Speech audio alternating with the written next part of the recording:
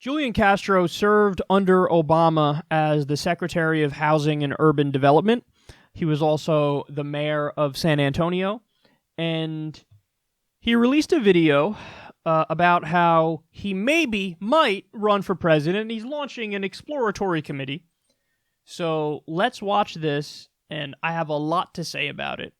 I think that he's from a different era, and you know what? I'll let him talk for himself, and then we'll come back.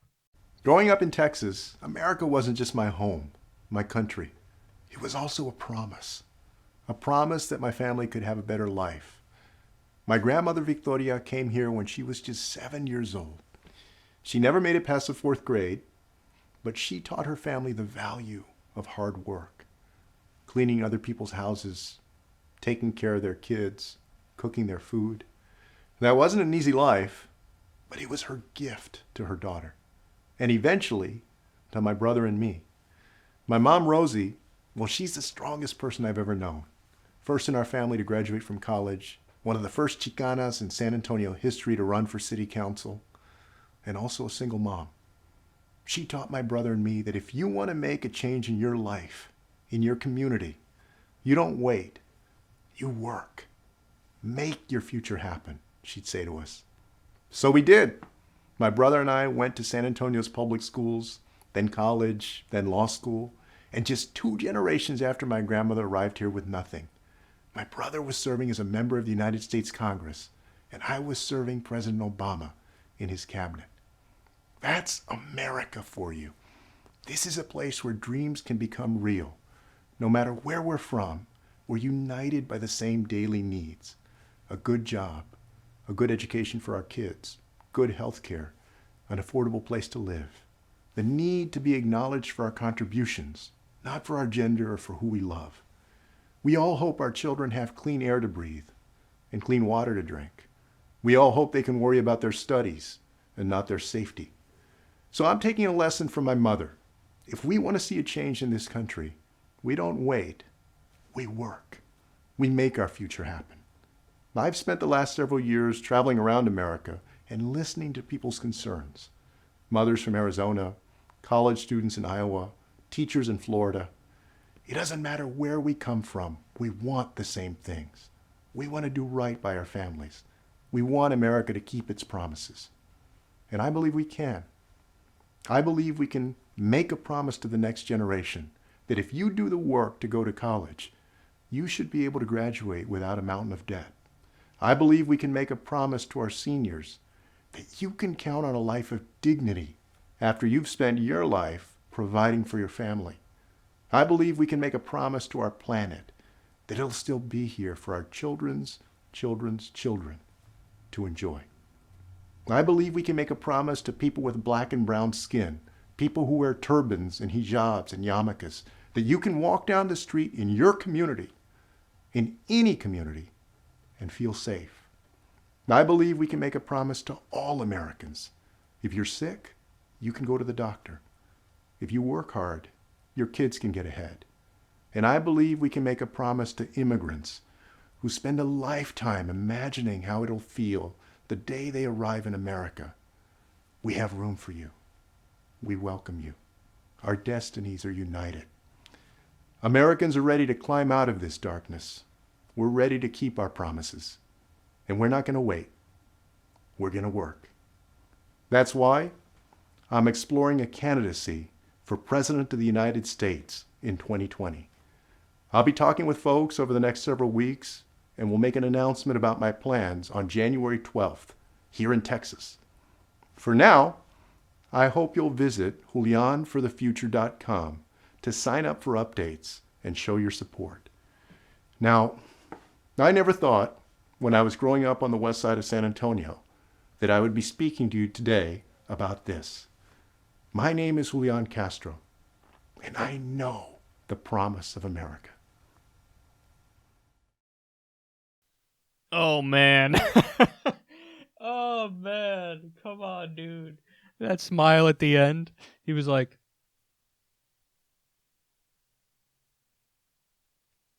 I'm gonna keep trying my Julian smile. I thought it was Julian, I guess. Julian. I'm gonna keep trying my Julian smile.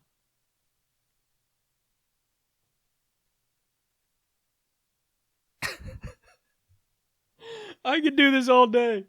He tries to stick the landing like he's a gymnast, but like he doesn't realize that it's like he landed and fell. Yeah. The promise of America is the promise of today. Oh, dude, stop, please. Please stop it. So, here's my... If I had one message for this guy, and he could hear me out, it's not 1994. Stop pretending like it's 1994. It is not 1994. Now, he might not understand what I mean by that, but I know you understand what I mean by that. It's not the days of civility and decorum, and I'm going to talk like a politician. Yes, and people will like it because I'm going to be most like a robot and most like a fake person. Talking point machine. Yes. People don't like that anymore, man. It's like you're in the era of Trump. This is how you're going to act in the era of Trump. Imagine for a second Julian Castro versus Donald Trump in a debate. Oh, oh, the carnage. Oh, the carnage. Oh, don't do that. Oh, don't do that. Okay, so now the first point is, and go back and check it out. I'm serious about this because I didn't see it the first time. Then I read a comment on his video that he posted this on YouTube, and I was like, oh, I see it now after I went back and tried to check it out. He's literally trying to talk like Obama. Like he's trying to latch on to the Obama rhythm and cadence and flow of how he talks. And again, if you didn't notice it the first time, okay, I hear you. I didn't either. But then when I went back and watched it, you see like the pauses and the way the inflection he puts on certain phrases. It's like, oh, you're doing an Obama impression. That's what you're doing.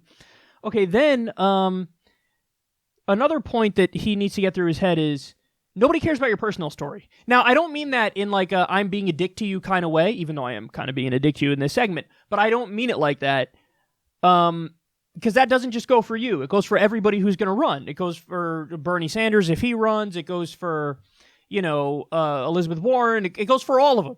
Nobody gives a flying fuck about your personal story or anybody's personal story. You want to know why? You're not running to be our friend. You're running to be president of the United States.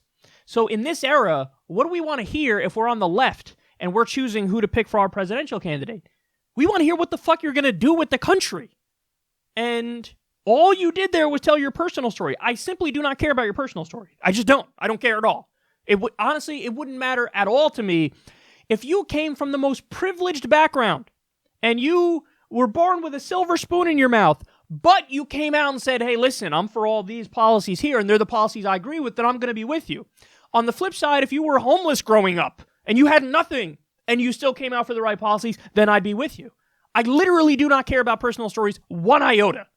So, and again, guys, this is the new era of politics where that's the case. It wasn't always like that. People used to like to hear the thing about me and my brother went to school and it was nice. And not like that anymore. It's not like that anymore.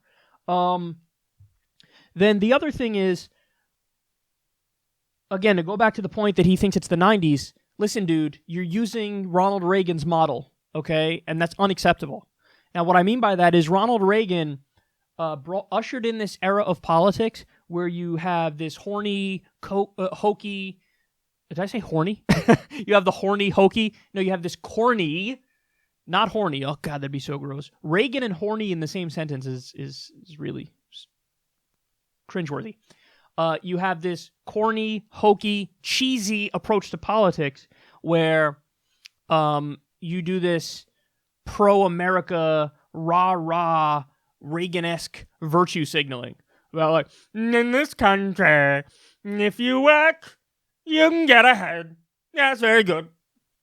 And it's like, it's just, you're not saying anything. Because that's like, what, in Canada, if you work, you don't get ahead? Of course that's the case. In fact, Canada actually beats us on the economic ladder measure. So in other words, they have the American dream more in Canada than we do here in America. You can actually climb that economic ladder easier in Canada than you can here. So it's just, you're not saying anything, and that's the old era of like, it's morning in America, and it is wonderful outside, and I'm going to whisper sweet nothings into your ear, America, and tell you how wonderful you are. Yes, I love America, yes. And that you're not saying anything. It's not that era anymore. Now, you can actually make the argument that Trump's election was the end of the Reagan era in terms of the style of politician that wins. And what's funny is you could see the other politicians trying to still do the Reagan tap dance, whether it be Jeb Bush or Marco Rubio, and the I'm a serious politician and I'm all optimistic about the future. Whereas Trump came along and he ushered in this new era of like, everything's bullshit, we hate it, the country sucks, but I'm going to make it great again. And I'm going to keep talking about all of our problems, and I'm going to keep talking about how corrupt everything is, and that's why you're going to like me. And listen, you could argue Trump tried to do that model, even though I don't think it was on purpose. He's just Trump. But Bernie also was out there on the Democratic side saying, listen, your country's screwing you. We got corruption all throughout the government. We have income inequality that's through the roof. We have serious problems, climate change, and we need to address this ASAP. So that Reagan model is dead. Stop it with the Reagan shit. The optimistic garbage, pro-America, rah-rah virtue signaling. It's dead. It's dead. It's gone. It's dead. It's dead. Now it's time to get serious and talk real issues and real problem solving. And then, final 2 points here. One of them is, you go back and watch that again. He doesn't give a single specific policy proposal. Now, at times he hints like, oh, if you get sick, you should be able to go to the doctor. Yeah, but then what? Right now, if you get sick, you can go to the doctor. That's how it works right now. You also might end up going bankrupt as a result of it, but you could still go to the doctor. I mean, that's the truth. So, to say, oh, I think everybody should be able to go to the doctor, that's just the usual corporate Democrat dodge of like, I believe in universal access to care. Why are you adding in weasel words? Why are you saying access? Why aren't you saying, I believe in a Medicare for all single-payer system? Healthcare is a right, not a privilege. Medicare for all. Why are you not saying that? Because, listen, they want to give themselves the wiggle room. It's like when Hillary said, I think we should get all the dark, unaccountable money out of politics. Why did you add the words dark and unaccountable? Why didn't you just say, I want to get the money out of politics? You said dark and unaccountable because what that means is I want to keep money in politics but have transparency so you know who's buying your politicians. I don't want to ban the buying of politicians. I don't want to stop the actual corruption. I just want more transparency so you know who's buying your politicians. That's why I added in the words dark and unaccountable. So you go back and you watch that again. He doesn't give any specific policy proposal. Not one. Not a single one. He doesn't say living wage. He doesn't say $15 an hour in a union. He doesn't say, let's have Medicare for all, single payer. He doesn't say any of that. So no specific policy proposal. And then finally, listen, I'm being hard on him, and I am being hard on him so far mostly for stylistic reasons, but here's the reality when it comes to Julian Castro. He's taken $2.3 million in PAC money in his career, and lest you think, well, hey, maybe that's labor PACs, wrong. 75% of that is business PACs. It's corporate PACs. So this is why I'm being hard on him. Listen, we're in a populist era, an anti-establishment era, an anti-corruption era. That's the mood across the entire country. You're going to run for president like it's 1992 and pull the Reagan model, and also you didn't even do the bare minimum to this point, which is stop taking corporate PAC money? I'm going to need you to go ahead and leave. I'm going to need you to go ahead and not do that with your exploratory committee. By the way, that's another bullshit thing. This is him launching his presidential bid. But why couldn't he say that? Very simple reason. Because he just said, oh, I've only launched an exploratory committee, that means he can now directly go and raise money with no contribution limits. The second he actually announces he's running, he can no longer go do that with no contribution limits, and he can no longer raise money for a super PAC. So do you understand that? That's very important. He's doing this to skirt the few campaign finance laws that we have. Now, on the flip side, take a guy like Richard Ojeda, who's already running for president. Why did Richard Ojeda already announce that he's running for president? Because Richard Ojeda is not trying to do any tricky shit with his fundraising. He's trying to raise money from small dollar donors. That's why. See, Richard Ojeda is going to do the right thing when it comes to raising money to run for president. He's going to raise it he's not going to take any corporate PAC money. He's being upfront about it. He's not trying to do any tricky bullshit to try to raise more money. But that's exactly what Julian Castro is doing. So listen, new era in politics. You're done. I mean, go ahead and run, but you're not going to get more than 5%. And it's going to be hilarious. So I just wanted to let you know that.